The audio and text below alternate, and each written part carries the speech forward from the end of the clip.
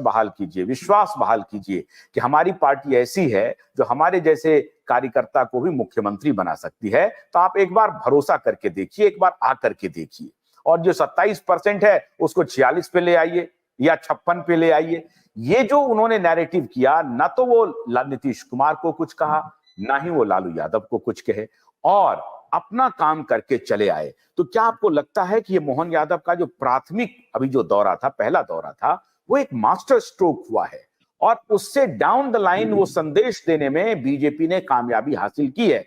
अब इस संदेश को अपने पक्ष में कैसे करवाती है, कैसे मन बनवाती है, ये तो अब इनके आने वाले जो पॉलिटिक्स ऑफ ट्रस्ट जो अभी आपने कहा, मोदी जी क्या हैं, अमित शाह क्या हैं, व्यक्तिगत रूप से आप बहुत अच्छे से जानते हैं, लेकिन जो पब्लिक परसेप्शन है उसको आप इनकार नहीं कर सकते। आप ये बताइए कि क्या बीजेपी ने मोहन यादव को भेज करके जो काम उनको करने दिया था वो काम उन्होंने कर दिया? ठीक है, अगर मान लीजिए ऊपरी तौर जैसे परसेप्शन का मामला है, अगर ऊपरी तौर पर अगर ये आपको लगता है कि मोहन यादव के जाने से बिहार के यादवों में एक चिंतन का माहौल बढ़ेगा कि सोचो, बिहार के यादव अब ये इस बात को सोचेंगे कि मोहन यादव के साथ जाए या लालू यादव के साथ जाए, तो चिंता की एक रेखा उन्होंने वहां छोड़ दी है कि इस पर चिंतन मनन करते रहो।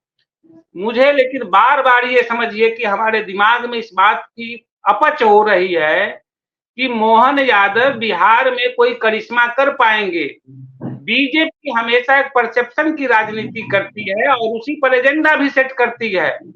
बीजेपी का कुल कहानी यही है कि 5 से 6% वोट बैंक उनको और यादवों में से निकाला जाए, और अगर वो 5-6% यादवों का वोट बैंक बीजेपी के साथ कन्वर्ट करती है तो बीजेपी को बड़ा फायदा वहां हो सकता है बिहार में। तो यही खेल तो अपोजिशन वाले भी कर रहे हैं कि कैसे हम बीजेपी को रोकें। देखिए, कौन सी पार्टी मजबूत है, कौन कितनी सेंधमारी करती है, ये हम और आप तय नहीं कर सकते हैं, ये जनता तय करती है, और ये केवल हम गुणा भाग लगा सकते हैं। किसी के मन में क्या चल रहा है ये हम नहीं जानते। तो ऐसे में जो है लालू यादव और उनकी जो मंडली है, जिसको इंडिया अलायंस ही मान लीजिए, महागठबंधन बिहार में, वो बेवकूफ बैठे हुए हैं क्या? वो इस खेल को नहीं जानते हैं? तो बेवकूफ तो कोई नहीं राजनीति में होता है, तो वो अपनी काट करेंगे। तो सूर्यकांत जी, एक मिनट जरा सा। अखिलेश जी, हाँ, अच्छा, बोल लीजिए, बोल लीजिए, बोल लीजिए। नहीं, मैं ये कह रहा हूं कि मोहन यादव एक साफ सुथरी छवि के रूप में बिहार में उनको पेश किया जा रहा है। बड़ा सवाल तो यही होगा, ये आने वाले अभी महीना भर में बिहार और यूपी में जाने दीजिए, मोहन यादव को एक्सरे कर दिया जाएगा। उनके ऊपर जितने आरोप लगे हुए हैं, उन पर जो केसेस चल रहे हैं, सारे केस को फिर लोग खोल देगा। अगर मोहन यादव बिहार में जाकर यादव के नेताओं के बारे में, खासकर लालू यादव परिवार के बारे में कुछ नहीं बोले हैं, उसके पीछे कुछ कारण होगा। और उत्तर प्रदेश में भी जाकर नहीं बोलेंगे, उसका कुछ कारण होगा। जैसे ही उन्होंने यादव परिवार के विषय में मुंह खोला, उनका भी एक्सरे शुरू हो जाएगा, और जैसे ही उनका एक्सरे शुरू होगा तो समझिए कि मोहन यादव फिर कहां जाएंगे राजनीति करने, मुंह दिखाने। कोई बड़े देश के बड़े नेता नहीं है, क्योंकि मुख्यमंत्री वो बना दिए गए हैं, इसलिए देश के एक बड़े नेता के रूप में अब सामने आ गए। ऐसे ही राजनीति चलती है। आपका ये सोच है, बिल्कुल आपकी ये सोच अच्छी है कि उनके खिलाफ भी कुछ मिलता है तो पब्लिक डोमेन में आना चाहिए। सूर्यकांत जी, जो आपने अभी कहा कि जो सीमांचल का इलाका है, जो मुस्लिम बहुल इलाका है, वहां यादव जब पोलराइजेशन होता है तो यादव फिर हिंदू बन जाते हैं, और फिर हिंदूवादी जो पार्टी है उसके तरफ उनका रुख हो जाता है। एक तो ये बात है। दूसरी बात क्या है कि केंद्र में अगर आप एक समुदाय के रूप में देखें तो केंद्र से ऐसा लगता है कि यादव समुदाय पिछले 10 बरस से सत्ता से बाहर है।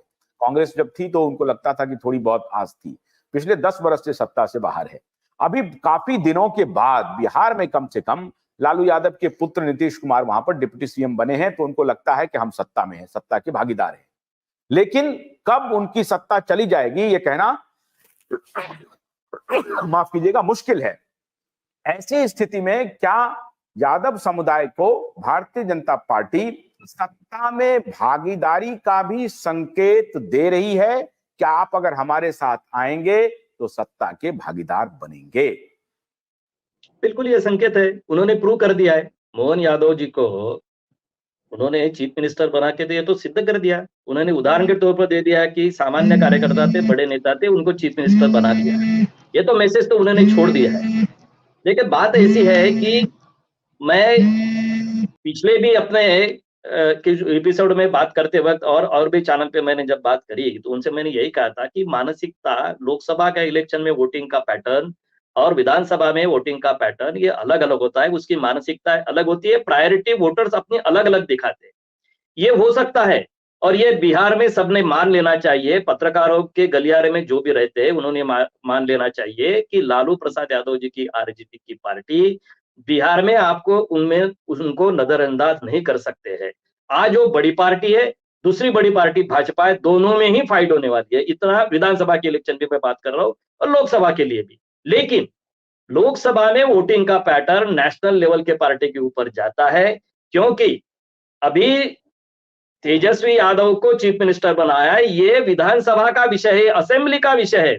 उस वक्त का जो भी यादव, जो भी अभी अखिलेश जी बोल रहे थे 5-6% का वोटिंग का जो उसको इधर के उधर करना है, स्विंग इधर के उधर करना है, वो यादव के वोटों में हो सकता है। नेशनल इलेक्शन है, वो जा सकता है। सिर्फ उसकी उनको काम करने की जरूरत है भाजपा को, वो काम कर रहे हैं। इतना ही है अभी फिलहाल इसका नतीजा यही है।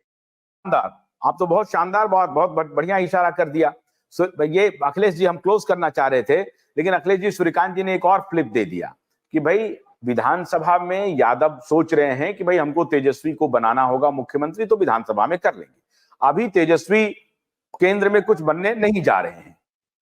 ऐसी स्थिति में हमारे पास एक पार्टी आ रही है, प्रयोग करने में क्या जाता है? अगर ये कन्विंस करने में भाजपा कामयाब हो गई और यादव समुदाय ने तय कर लिया कि भाई लोकसभा में हम मोदी को देंगे क्योंकि वो हमारी रक्षा कर रहे हैं, हमारे समुदाय के लोगों को आगे बढ़ा रहे हैं, तो हम वहां भी रहें और यहां भी रहें। क्या ये मुमकिन है? और अगर हो गया तो बाजी पलटेगी। देखिए क्या है कि बिहार की पूरी राजनीति को, माने कम से कम 30-35 साल की राजनीति को हम लोग देख रहे हैं। बिहार की राजनीति में एक बड़ी चीज ये है कि बहुत सारी पार्टियां और बहुत सारे नेता ढुलमुल रवैया अपनाते हैं, एक दूसरे में पलटी मारते हैं। जैसे नीतीश कुमार को लेकर ही अक्सर हम लोग बोलते हैं। उधर जीतन राम मांझी हैं, उनका कोई राजनीति में क्या कब कहां जाएंगे कोई नहीं जानता है, क्योंकि उन्होंने अपने को खुद को ढाल लिया है। लालू यादव के बारे में अभी ये बात दावे के साथ हम नहीं कह सकते हैं कि लालू यादव बीजेपी के साथ कोई जो है ना इंटैक्ट करने को तैयार है, वो लोकसभा के चुनाव में हो चाहे विधानसभा के चुनाव में हो। और अब जबकि लालू यादव का पूरा परिवार किसी न किसी मामले को लेकर जांच एजेंसियों के निशाने पर है, खुद जेल में रहे, जेल से बाहर अभी हैं, जमानत पर हैं, ऐसी स्थिति में समुदाय के बारे में लालू यादव को यादव का पर्याय मत बनाइए। हम ये कह रहे हैं कि यादव समुदाय, यादव वोट बैंक, क्या वो तय कर सकता है ना कि भाई हमको लोकसभा चुनाव में लालू यादव कहीं नहीं है? देखिए, एक बात तो तय मानिए कि बिहार में यादवों के सबसे बड़े नेता के रूप में लालू परिवार है। इस बात को सबसे पहले मानने की जरूरत है। मैं ये नहीं कहता कि 100% वोट यादवों का उन्हीं के पास जाता है। अब तो उसमें सेंधमारी हो भी गई है। बीजेपी अगर इस पैटर्न को अगर आगे बढ़ा रही है कि लोकसभा चुनाव में यादव लोग हमको वोट देते और विधानसभा चुनाव में उसको तेजस्वी यादव को अपना बना, आरजेडी कम से कम इस फॉर्मूले पर नहीं चलने जा रही है। आरजेडी, बीजेपी अपना गेम फेंका हो, पासा फेंका हो कि ऐसे कर सकते हैं और बीच में नीतीश कुमार की पार्टी को क्रश कर दिया जाए। ये राजनीति का एक पहलू हो सकता है, राजनीति इस तरह से होती है कि नीतीश कुमार अगर दोनों पार्टी के लिए, आरजेडी और बीजेपी दोनों के लिए खतरनाक है, तो इस पार्टी को खत्म कर दिया जाए। इस बात की मान्यता हम आपका 30-35 साल का राजनीति का अनुभव बिल्कुल ठीक है, लेकिन अब ये 90 का दशक नहीं है और ना ही ये 2010 का दशक है। अब ये 2024 का मामला है। 2020 के बाद वाला जो दशक है उसमें आप हैं। नई पौधे आ गई हैं, नए वोटर्स आ गए हैं, मिजाज नया हो गया है, एस्पिरेशनल इंडिया हो गया है। अब वो जड़बत बन करके नहीं रह सकता है, एक ही खूंटे के साथ बंद करके नहीं रहना चाहता है, और वो भी तब जबकि नए ऑप्शंस उनके पास आने लगे। अगर ऑप्शन ना हो तब तो कोई बात नहीं है, अगर ऑप्शन उनके पास फेंका जाना लगे, दिया जाने लगे, ऐसी स्थिति में भी वो जड़बत रह जाते हैं। मैं भी इस बात से अग्री नहीं करता हूं। हालांकि अखिलेश जी, आपको पूरी स्वतंत्रता है कि आप अपनी जो है वो 35 वर्ष वाली जो अनुभव है उसके साथ बने रहें। मेरा ये कहना है कि शायद अगर भारतीय जनता पार्टी ने 27% का आंकड़ा यादव समुदाय के वोट का छू लिया है तो मुमकिन है कि वो 40 भी हो जाए।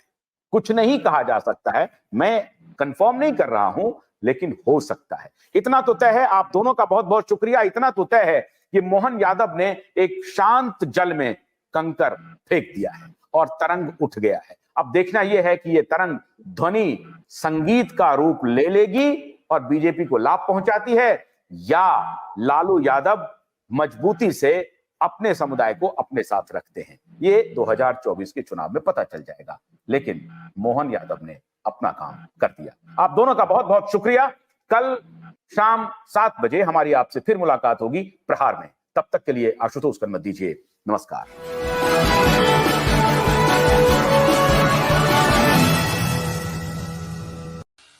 Bholanatha's brush cutter is a battery-operated machine with a charging time of 3.5 hours, boasts an impressive operating time of 6 to 8 hours, allowing it to efficiently cut through 16,000 square feet of wheat or rice fields on a single charge, while its petrol counterpart consumes 1,000 Indian rupees worth of petrol for the same task. Bholanath का brush cutter एक battery चालित machine है जिसका charging समय 3.5 घंटे है। यह 6 से 8 घंटे के प्रभावशाली संचालन समय का दावा करता है, जिससे यह एक बार चार्ज करने पर 16,000 वर्ग फुट गेहूं या चावल के खेतों को कुशलतापूर्वक काट सकता है, जबकि इसका पेट्रोल समकक्ष व्यक्ति उसी कार्य के लिए 1,000 रुपए मूल्य का पेट्रोल खर्च करता है।